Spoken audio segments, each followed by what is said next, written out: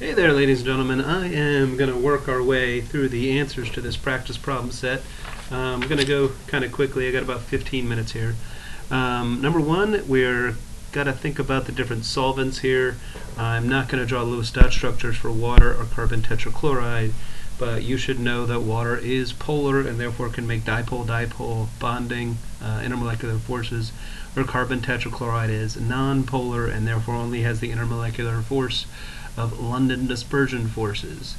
So as we look at these questions, we're really comparing whether or not the molecule has London dispersion forces or dipole-dipole interactions. So you really, if you can't draw these in your head, you need to draw them on paper. The first one is pretty straightforward. That's a linear structure, so it's only going to have London dispersion. The next one is bent when you draw a Lewis-Dot structure, so that's going to have dipole-dipole water. SO2 is also bent, but it's the trigonal planar bent when you draw a Lewis-Dot structure. And then D is non-polar. It's a straight-up boring linear, so that would dissolve okay with the carbon tetrachloride. E is ionic. That is ionic, so it would dissolve in water. F, that is formaldehyde. A formaldehyde has the carbon double bonded to the oxygen single, so it is polar and will dissolve in water. And then that is, I think, ethene. Yes, ethene, and it would be non-polar and only have London dispersion forces. So explain why ammonia has a higher solubility than boron trifluoride. Ammonia, first of all, is trigonal pyramid and forms hydrogen bonds. That's kind of the big difference, is whether or not it's planar or pyramid. BF3 is trigonal planar and nonpolar, would only have London dispersion forces. It would not interact very strongly with water. Whereas NH3 is trigonal pyramid, and that pyramid has the extra pair of electrons on top, and it would form hydrogen bonds with the water. Number 3, CH3OH, methanol, is miscible, meaning mixable, in water, where the other one is not. Well, CH3OH and the other one, which is heptane, both have hydroxide, so they both form hydrogen bonding. But the other molecule is really long, and it's going to have a lot of LDF forces.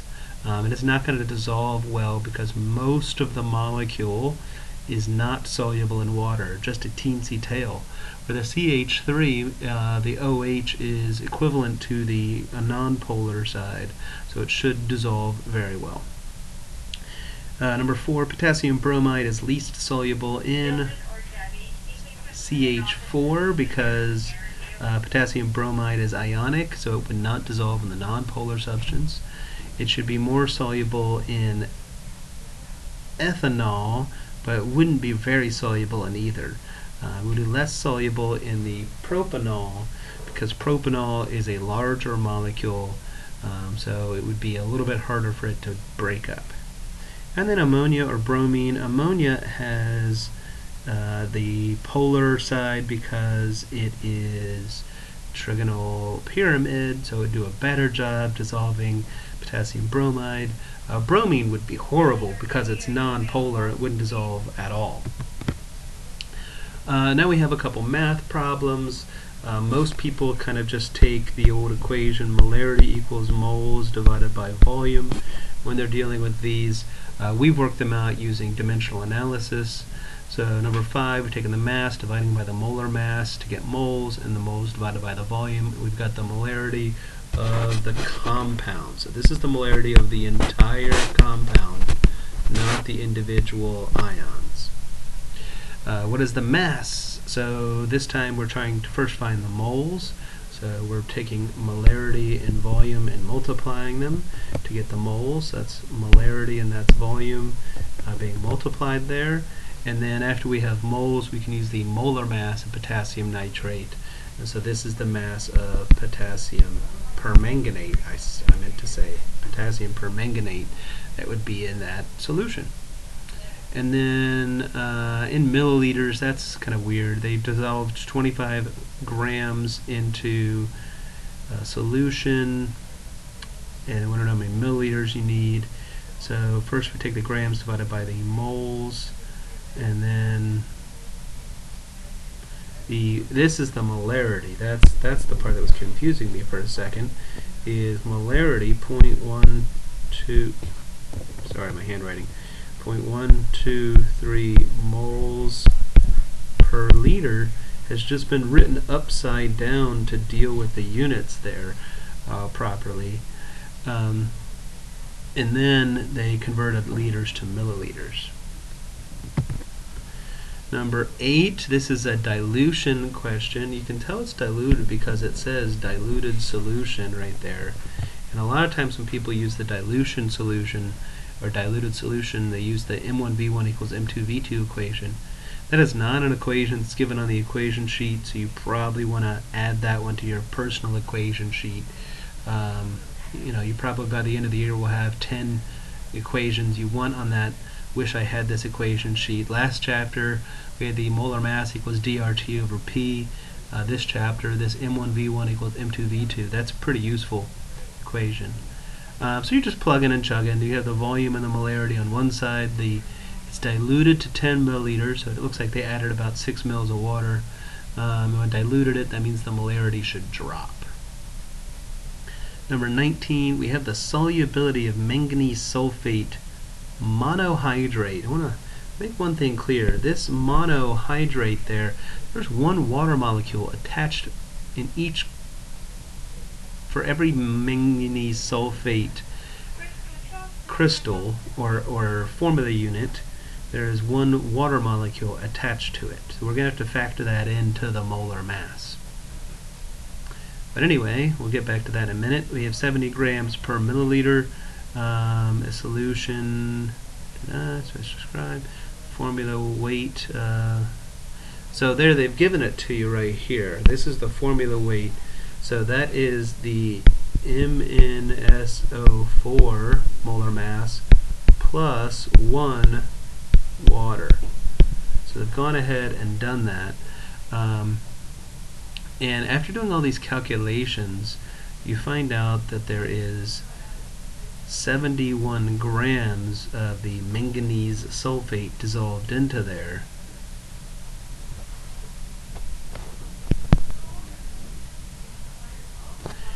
But you want to notice in the opening sentence it says the solubility is 70 grams per 100. So that means there should be a maximum of 70 per 100. That's what solubility is. It's supposed to be the maximum. In this case, they have put in 71.3. They've gotten 71.3 to dissolve. That means they have more than it should hold. It is super saturated. Pretty confusing way of writing that. So we're not too happy about the way that question was worded. Number 10, for each solution, sketch a particulate diagram to represent 3 formula units of magnesium chloride. You should have 3 magnesiums and 6 chlorines. Notice how they're all spread out. 3 formula units of sodium carbonate. Notice that we picked a symbol to represent carbonate, and again, now there are 6 sodiums spread out and 3 carbonates. 2 formula units of this and 2 formula units of that. Notice these beautiful pictures that were derived. So it's got 2 of the nitrates. It should have 2 potassiums. We should have 4 ammoniums because there's 2 ammoniums in there, but you have 2 units. So 2 times 2 is 4 ammoniums, and just 2 sulfates. As long as they're spread out, you can't, with only this many formula units, you can't really get a good balance, but make sure you spread them out around the container because they wouldn't be all together. And then 3 and 3, that one's pretty straightforward. Oh, this is evil. So silver chloride is one of those insoluble compounds on the solubility rules. That is evil. It shouldn't actually be spread out. It should be combined together. And in our world, they would say something like precipitate of silver chloride or some sort of language to give you an idea that silver chloride was not split apart. Again, it's a solvent question. Hexane is nonpolar. Methanol is kind of polar because you got that hydroxide on it. and trying to dissolve grease and potassium iodide. The grease would probably dissolve better in the hexane because they're both nonpolar. The potassium iodide would dissolve better in the methanol than it would in the hexane. It wouldn't dissolve in the hexane at all. The number of moles of aluminum nitrate that must be added, blah, blah, blah, blah, blah, to get this solution. So they're using the volume and the molarity to get the moles of nitrate, but then there's 3 moles of nitrate in every one of these compounds. So that's what's going on in this step here. So we're making sure that we've got the ratio of nitrate to compound correctly, because as one of those compounds breaks apart, it's going to give off 3 nitrates. Like dissolves like means the polar dissolves polar, nonpolar dissolves nonpolar. Never say because like dissolves like. Always use the description of the polarity in your written answer. 14, an unsaturated solution means you are below the maximum solubility. When you're at the maximum, it's said to be saturated. If you're above the maximum, it's supersaturated. We kind of hit 15 in the past. It's nonpolar, so it would dissolve in that. And the smaller the alcohol, the better it will dissolve. So all of this tail here is nonpolar. It won't dissolve well in water. This is a tail that's pretty long. This is a tail that's pretty long. And there's actually a chart that shows as they get longer, their solubility decreases. So if you have 1 carbon versus 2 carbons versus like 6 carbons, it really drops off drastically as those molecules get longer and longer. Pressure has an effect on the solubility of gases. As you change air pressure over gases, you will see either more or less gas dissolve into the liquid. That's actually described by a law we don't teach called Henry's Law. If you want to learn more about that topic, research Henry's Law. Even though you don't need to know it for AP Chemistry, it's still kind of interesting. Let's see, which Lewis-Dawes structure would be the farthest to travel up a polar solvent? So in chromatography, you have this piece of paper, and you'd put each of these up, and the liquid would travel by, and it would drag these up. So methanol, because methanol is also polar, would travel with the polar front that went by. Number 19, a quick couple math problems. Notice Mr. Shangra assumed these were all 3 significant figures. You take the volume times molarity, got the moles, and then applied the molar mass to figure them all out. What is the molarity of pure water? Ooh, that's a weird question. So he took the density 1 gram per milliliter and converted the density to liters, and then converted the grams to moles, 55.5 moles per liter. I've never thought about that. Interesting. The molarity of water is 55.5 molar. Cool. Concentrated ammonia, that is assuming that it's pure water. Concentrated ammonia is 26 grams per milliliter. What's its molarity? Just doing some unit conversion there, 26 grams per liter, and they converted grams to moles. So notice the only leftover units are moles and liters there. Same thing in number 22, same thing in number 23, it's converting grams to moles divided by volume. And the same thing in number 24, grams to moles and divided by volume. Feel free to pause if you need to read more. 25, the following question refers to 0.2 molar barium chloride. Here's the molar mass of barium chloride. Calculate the moles in 2 milliliters. So 2 milliliters would be 2 thousandths of a liter. Divided by the molarity, you have this many moles. Calculate the grams, and now you could just take the moles and multiply the molar mass right there if you wanted to. Calculate the volume that contains 5 moles. So again, just plug it in carefully, 25 liters. Wow, 25 liters would contain 5 moles. It feels wrong. Give me a second. No, it's right. It just took me a minute to get there. And then D, 41 milligrams, changing milligrams to grams, grams to moles, moles to liters. Where did that come from?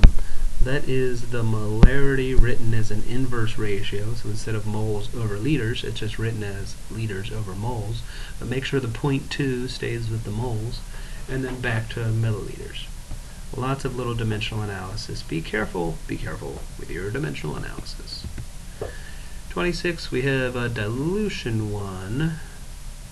It doesn't specifically say dilution. So how do we kind of tell?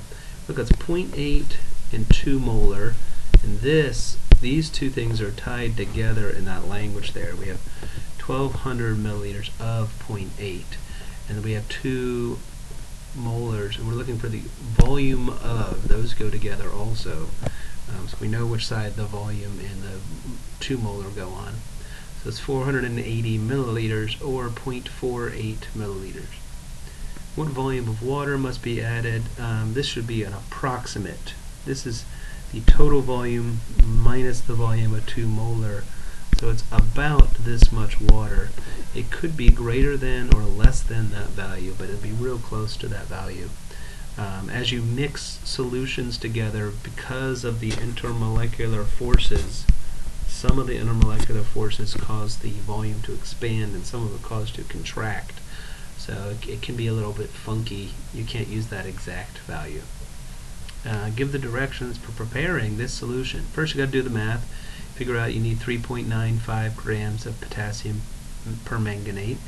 Then you need to put it into a volumetric flask, and the volumetric flask should match the volume of the solution you're trying to make. Then you fill it with water, and don't forget to shake, shake, shake. Shake that flask. So 28, sorry, this stuff up here is from the previous question. Give the directions to prepare this. It's pretty much the same thing. Careful with that pentahydrate, the copper sulfate pentahydrate. That is the mass of copper sulfate and 5 waters. So water's mass is 18. 18 times 5 is 90, I think. So that's copper sulfate plus an additional 90 grams because copper sulfate has a little bit of water attached to it. And then we have kind of a dilution one also, where the two things are being mixed. So that's molarity times volume. So let's just kind of break that one down.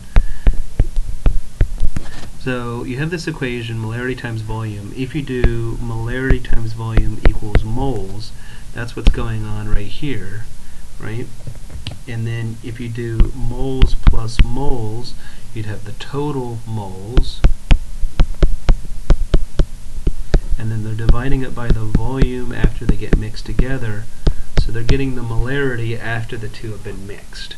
So that's kind of what's going on in that equation. It's the moles plus the moles divided by the new volume.